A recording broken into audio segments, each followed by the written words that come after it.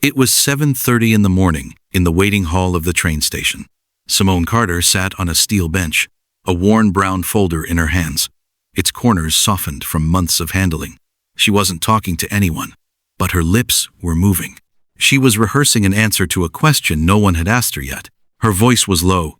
Her hands were not steady. She rested them in her lap and pressed a thumbnail into her palm, the habit she fell into whenever something mattered. At the far end of the bench, 3 feet away, a man sat with a coffee he hadn't touched. He'd already missed his train. He didn't look at her, or rather, he noticed her the way anyone notices a stranger in a public space, a peripheral presence, someone to be polite around by default. Then she started speaking, and his attention shifted. "My greatest weakness is that I don't have enough time," she said to no one, eyes on the folder as if a panel sat across from her. "Not managing it, just not having enough of it. I have a younger brother, he's 16. He's been blind since birth, and I'm the only one responsible for his education. Every hour I don't spend working is an hour that costs me something else." The man's name was Marcus Reed. He heard every word she said, but he didn't turn toward her.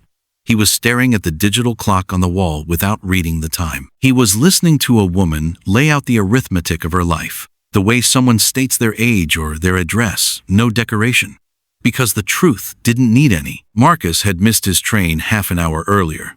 He hadn't meant to stay. He'd simply sat there because nothing gave him a reason to get up. His phone sat face down on his knee. He'd read the deck for the board meeting waiting for him 3 stops away. He knew every slide by heart. None of it felt as urgent, suddenly, as whatever this stranger was saying to an empty platform. Simone moved to the next question, still to herself, still to the air. "Why do you want to work for our company?" She paused half a breath before answering. "Stability."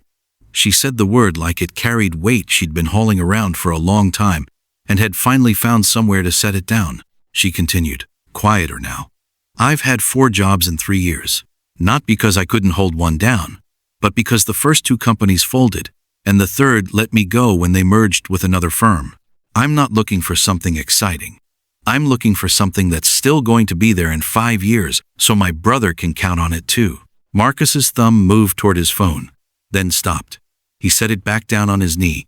Screen, still dark. The announcement came. Her train had arrived. Simone closed the folder, straightened her jacket, and walked toward the platform.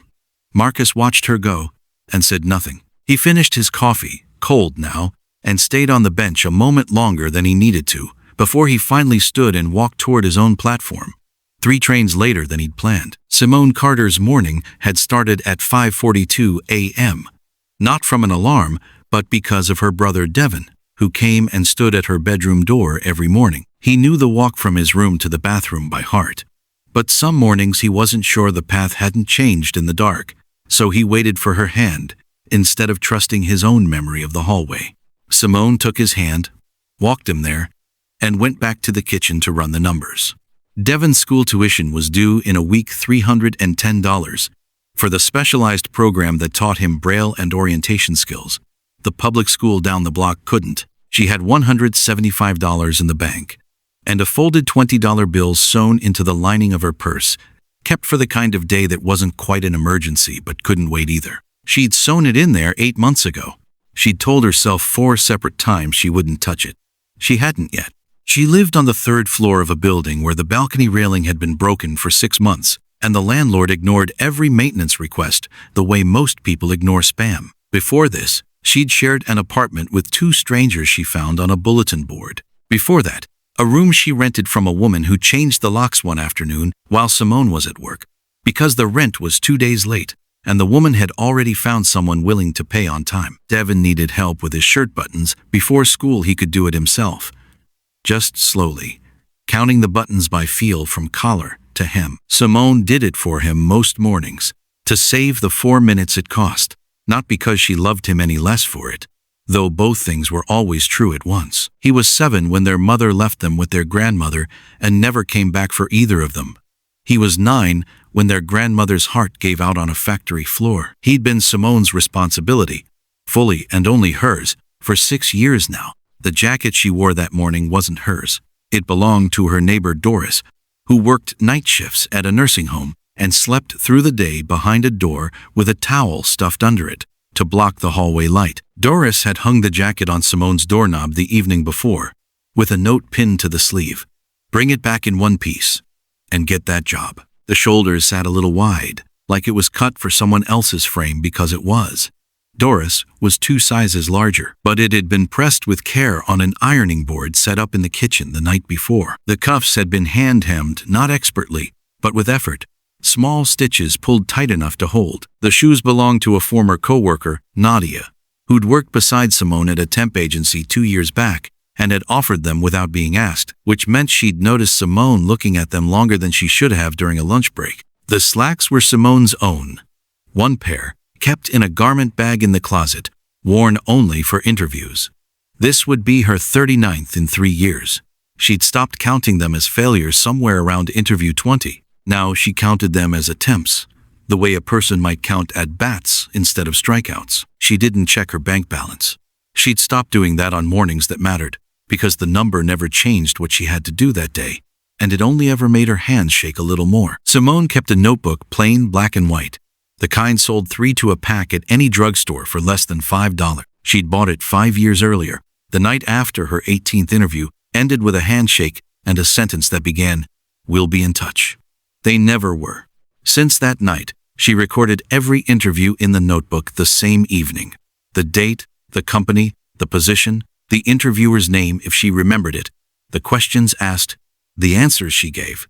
And beside each answer, a mark, a check if it landed, a dash if it didn't. Next to the ones that didn't work, she wrote the revised version, the one she practiced in the mirror and on the bus and in line at the grocery store, until it replaced the original in her memory completely. She didn't call them rejections, she called them data. 38 data points, 3 years running, organized the way an engineer logs a system not by feeling, but by sequence. The pages where her answers had worked were folded down at the top corner. The pages that needed more work were folded at the bottom. Over time, the top corners had started to outnumber the bottom ones, not by much, but enough that she'd noticed. In the back of the notebook, past the interview entries, were 2 pages not written in her hand. The handwriting was smaller, neater, pressed hard enough into the page to leave grooves on the paper behind it. It belonged to her grandmother, Esther Carter. Esther had spent 32 years at a sewing machine in a garment factory. She started at 19. She never once called in sick, not when her back gave out at 40, not when Simone's father left when Simone was 3, not when the factory changed hands twice and cut her hours both times, and she picked up weekend work at a second facility to cover the difference. She worked without complaint, without an audience, never expecting that anyone wearing the clothes she stitched would ever wonder who made them. She died a year before Simone took Devon in full-time, collapsed on the factory floor. A heart attack, just before the lunch bell, between one seam and the next. She was 64. The pages Esther left behind weren't a letter. They were a list, written after a doctor told her she needed to slow down, that her blood pressure couldn't take another decade of double shifts. She didn't slow down. But she wrote the list 3 lines, titled in block capitals, at the top of the page. Things they cannot take from you. The first was your name. The second was how hard you work when no one is watching. The third was how you walk into a room. Simone found the list tucked into a Bible under her grandmother's pillow after the funeral, folded into quarters, the creases already soft from being opened and closed many times before Simone ever saw it. She read it once, then filed it into the back of her own notebook, behind the data, behind the revisions. She didn't read it before interviews. She didn't need to. She already knew what it said. The way you know the sound of someone's voice even after they're gone. Marcus Reed had built a company called Reed Hartford Solutions over 12 years. It advised large corporations not on who to hire, but how a distinction that mattered to him the way grammar matters to someone who had to learn a language the hard way. Precision wasn't a preference. It was the foundation everything else stood on. He'd spent over a decade watching hiring panels choose the wrong people for defensible reasons.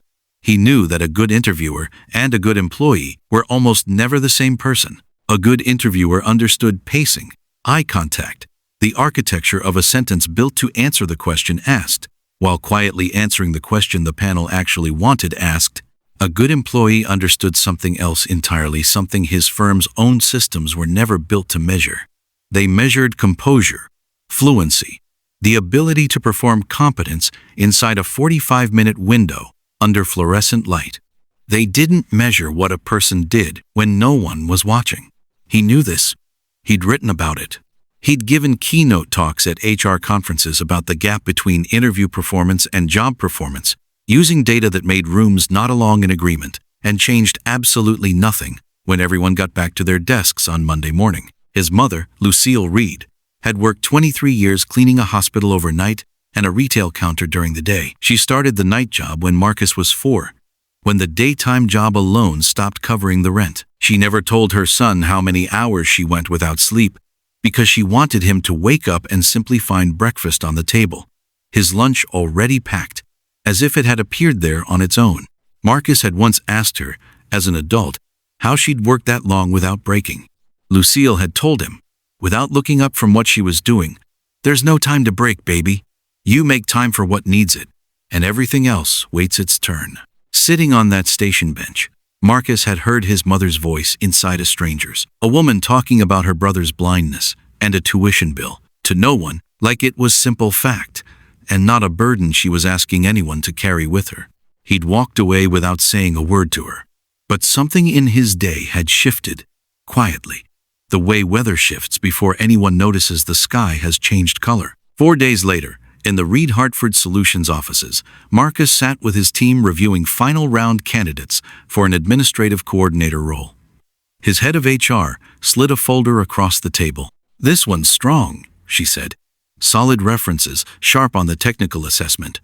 But there's a year-long gap in her resume. No explanation given. And she didn't address it in the written application either." Marcus opened the folder.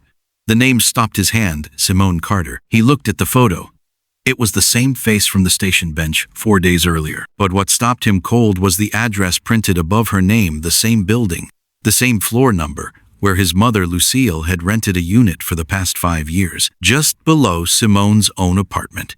Marcus remembered now his mother had mentioned a neighbor last month, over the phone, in the middle of some unrelated story. A young woman raising her blind younger brother alone, who sometimes picked up Lucille's prescriptions on her way home without being asked, who never accepted gas money for it. "That girl," Lucille had said, almost as an aside, "has something in her that can't be taught." Marcus had let the comment pass at the time, filed it away as one of his mother's small observations about the world, the kind she made constantly and never followed up on. Now, staring at the folder under fluorescent office light, he understood that the woman his mother had praised without naming was the same woman from the bench, now sitting in a stack of finalists for a job at his own company. He didn't say any of this to his team. He simply told them he wanted to conduct this particular interview himself. On interview day, Simone Carter arrived on the 14th floor of Reed Hartford Solutions 15 minutes early, the way she always did. She gave her name at reception, sat down in a chair too soft to be comfortable in a blazer that wasn't hers, set the folder in her lap, and pressed her thumbnail into her palm. When she was called in, the man behind the desk was the same one from the station bench. "I remember you," Marcus said, standing up. There was no theater in his voice, no performance in it either, just a plain statement, the kind Simone herself specialized in. Simone paused for a moment, her hand still on the back of the chair she hadn't sat in yet. Then she nodded. "I remember you too. Were you actually feeling all that? Or just practicing?" Marcus asked, gesturing for her to sit. "Both," Simone said, lowering herself into the chair. "I practice so my voice doesn't shake when it's time to mean it. There's a difference between rehearsing a lie and rehearsing the truth until you can say it without your hands giving you away." Marcus glanced at the gap in her resume, then back at her, letting the silence sit for a second before he asked, "Tell me about this." Simone took a breath. This was the moment she'd avoided in 44 interviews. The one she'd learned to leave blank on the page because explaining it usually turned the room's attention from her qualifications to her circumstances, and circumstances had never once turned into a job offer. But this time, for some reason she couldn't fully name, she decided to say it anyway. "My brother needed eye surgery. The doctor said if it happened in time, there was a real chance some of his vision could come back. Not all of it, but enough to change what his life looked like. I quit my job, spent every dollar I had saved, and spent 8 months living in hospital hallways and waiting rooms. The surgery didn't work the way we hoped. Devin still can't see, but I don't call those 8 months a gap in my resume. I call them time I spent on something more important than a paycheck, and I'd spend it again exactly the same way if it came to it. Marcus was quiet for a moment, turning a pen over once in his hand before setting it down. Then he closed the folder. "My mother lives in your building," he said. "Unit 3C. Simone's eyes widened, genuinely startled for the first time all morning. "Lucille? She's your mother?" Marcus nodded. Simone sat with that for a second, the pieces rearranging themselves in her head, and then let a small smile through the first real one all morning.